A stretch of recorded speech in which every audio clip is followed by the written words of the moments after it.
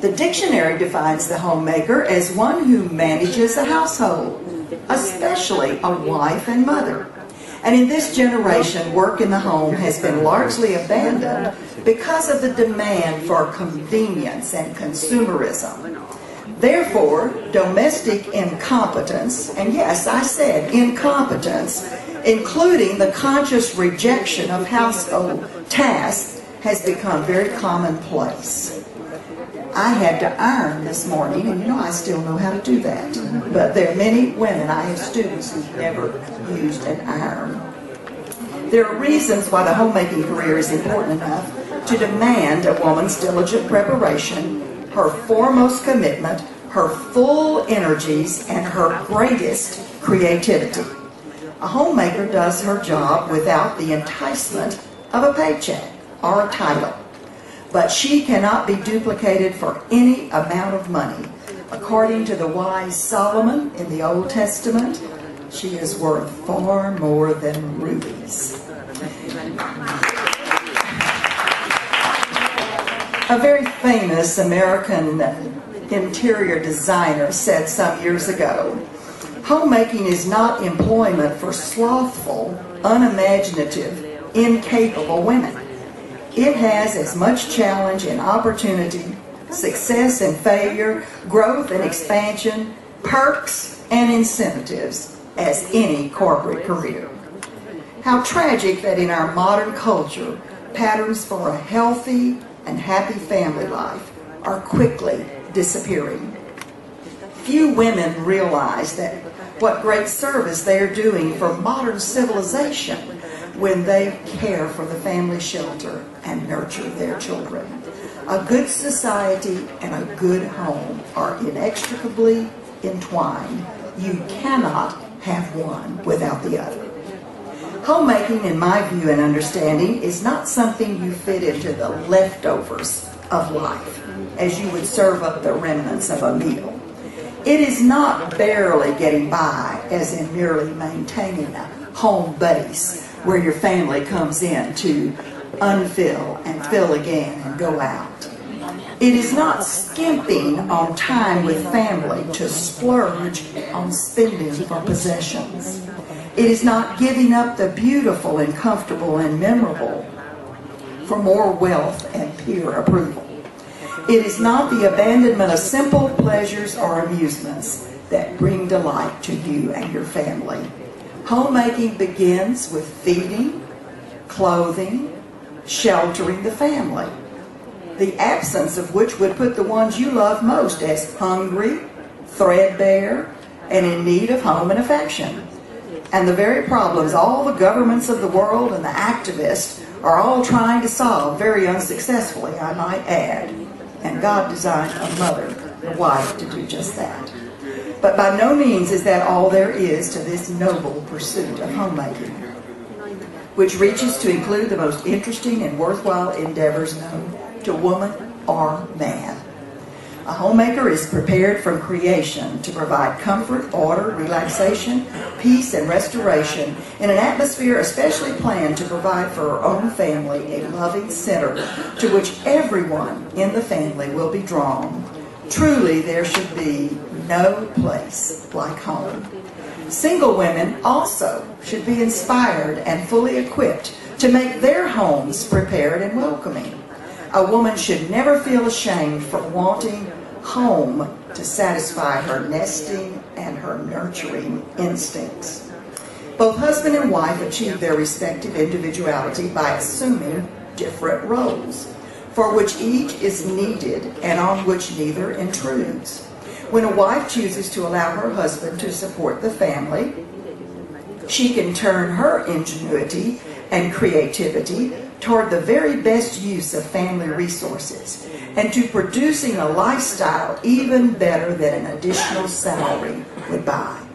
The homemaker, as in the case of the commander of an army or as the leader of any enterprise, will accomplish her goals because of her positive spirit and attitude, and with the help of her household in proportion to how she performs her duties, intelligently, thoroughly, and enthusiastically.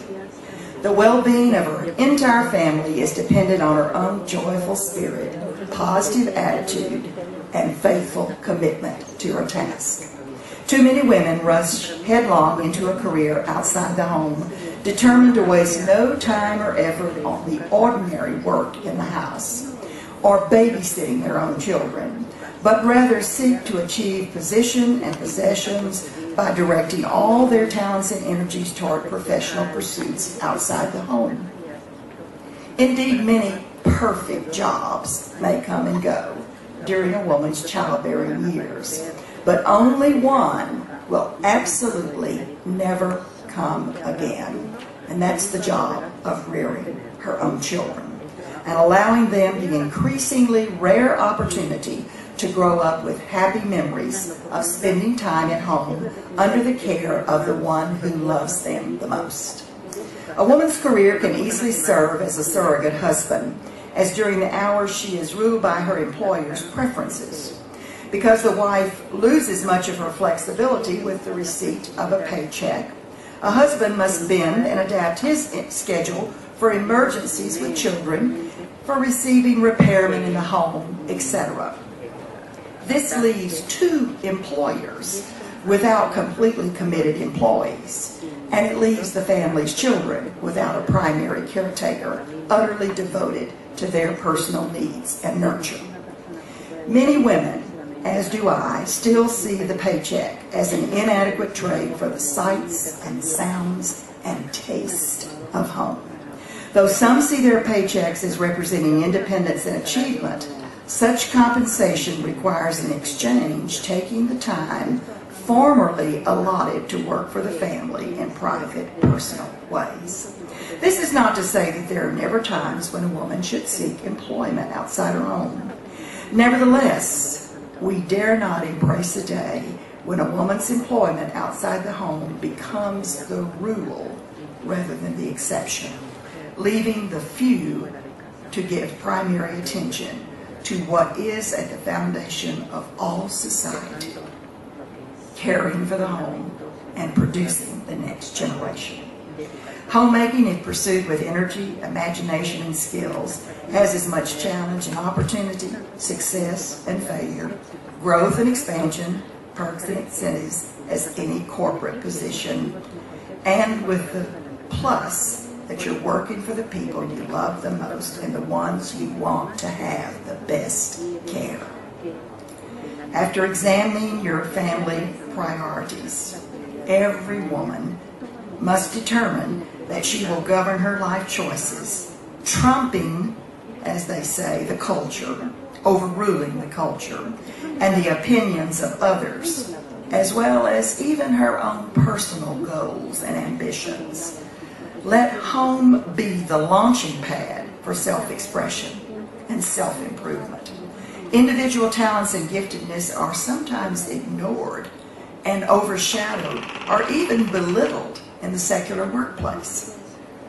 But at home, you can unveil creativity and imagination to blossom into individualized expressions which ultimately may become valuable far beyond the borders of your home. Never should a committed homemaker quench her creative pursuits. Never. Rather, she should strive to work beyond the mundane basics in the home.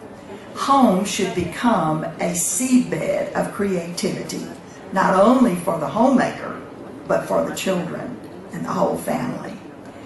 If your decision is that you should devote full energies and time to managing your household, then I encourage you to attack this challenge with all your creativity and giftedness and truly make the assignment a career, a professional pursuit in which you give your very best to your family and to the extension of your family's influence on society for the generations to come. Remember that balance in your life is not so much fitting everything into your life, but rather understanding the priorities that govern all that goes into your life. God give us more homemaking.